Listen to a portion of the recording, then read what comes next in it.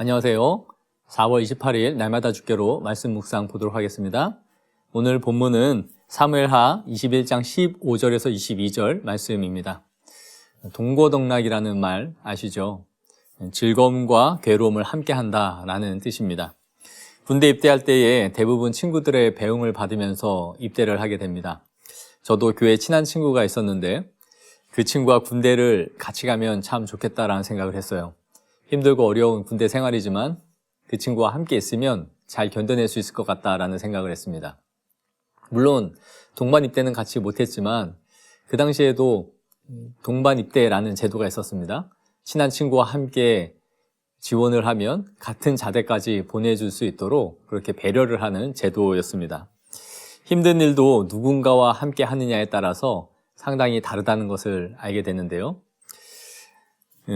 오늘 본문의 다윗은 사울에게 쫓기며 참 힘든 시간을 많이 보냈습니다. 그럼에도 그가 참 다행이었다라는 생각이 드는 것은 그와 함께 목숨을 걸고 싸워줄 다윗의 용사들이 함께 있었다라는 것이죠. 오늘 관찰 질문 보면서 함께 살펴보도록 하겠습니다. 관찰 질문 1번을 보시면 다윗을 죽이려고 하는 블레셋 거인 이스비브놉을 죽인 사람이 누구인지 묻고 있습니다. 16절에서 17절에 거인족의 아들 중에 무게가 300세겔 되는 노창을 들고 새 칼을 찬 이스비브놉이 다윗을 죽이려 했다라고 기록하고 있어요. 300세겔은 오늘날 무게로 보면 약 3.4kg 정도 되는 무게였습니다. 군대에 가면 처음으로 지급해주는 소총 K2 소총인데요. 그 총 무게가 약 3.2kg 정도예요. 그런데 탄창을 끼면 3.7kg 정도 되는데 약 그 정도 무게가 아니었을까 하는 생각을 하게 됩니다. 그러니까 한 사람이 3kg 이상 되는 창을 휘두를 정도니 상당한 위력이 있는 무기였을 것 같아요. 그런데 이런 무기를 들고 활약하던 이스비브놉이 전쟁 중에 지친 다윗을 죽이려고 할 때에 스루의 아들 아비새가 다윗을 좋아서 이 블레셋 장수를 쓰러뜨렸다라고 기록하고 있습니다. 관찰 질문 2번을 보시면 베들레헴 사람 야레오르김의 아들 엘하나는 누구였는지를 묻고 있는데요. 19절입니다. 또다시 블레셋 사람과 곱에서 전쟁할 때에 베들레헴 사람 야레오르김의 아들 엘하나는 가드 골리앗의 아우 라흐미를 죽였다라고 기록되어 있습니다. 이 사람 역시 창자루가 배틀죄 같았다라고 성경은 기록하고 있습니다. 역시 블레셋은 거인족답게 모든 장수들이 큰 체구를 갖고 있고 이렇게 거대한 무기들을 사용하고 있었음을 보여줍니다. 그런데 이 사람이 누구였느냐 하면 골리앗의 동생이에요. 다윗이 죽였던 그 골리앗의 동생 라흐미를 엘하난이라는 장수가 죽였다라고 기록하고 있습니다. 관찰 질문 3번을 보시면 손가락과 발가락이 각기 6개씩 있는 키가 큰 자를 또 누가 죽였는지를 묻고 있는데요. 가드 사람 중에 이 키가 큰 용사, 즉 6손 6발가락을 갖고 있는 사람이었어요.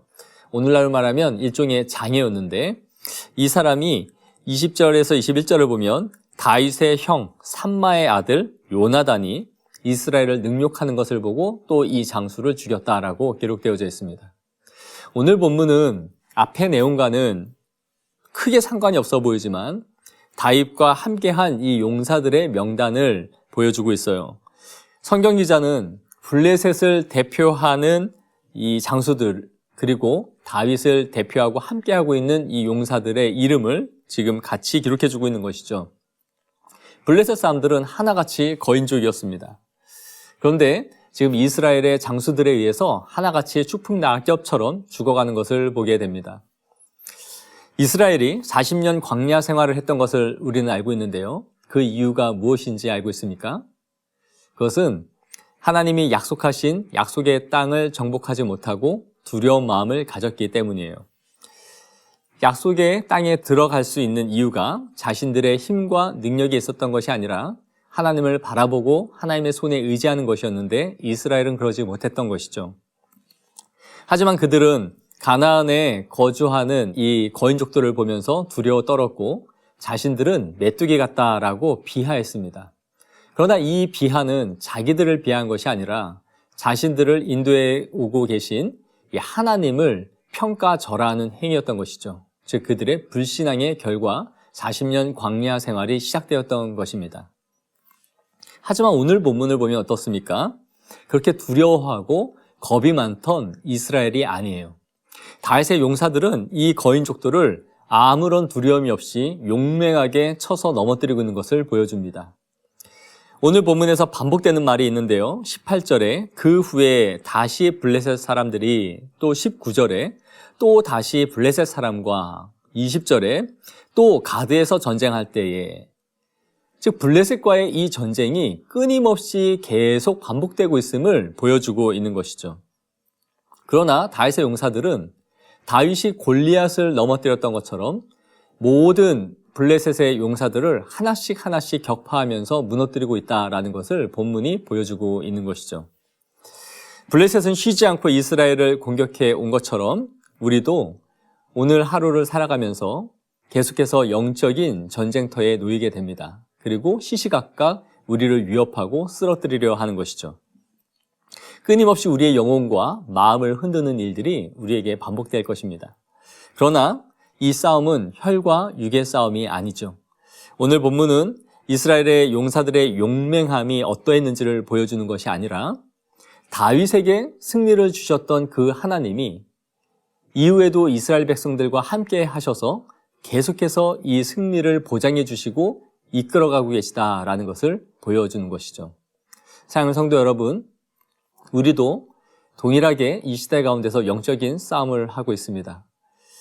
우리의 삶 속에서 앞서가신 주님의 손을 붙잡고 오늘도 주님과 함께 승리하는 믿음의 성도들이 되어지기를 원합니다.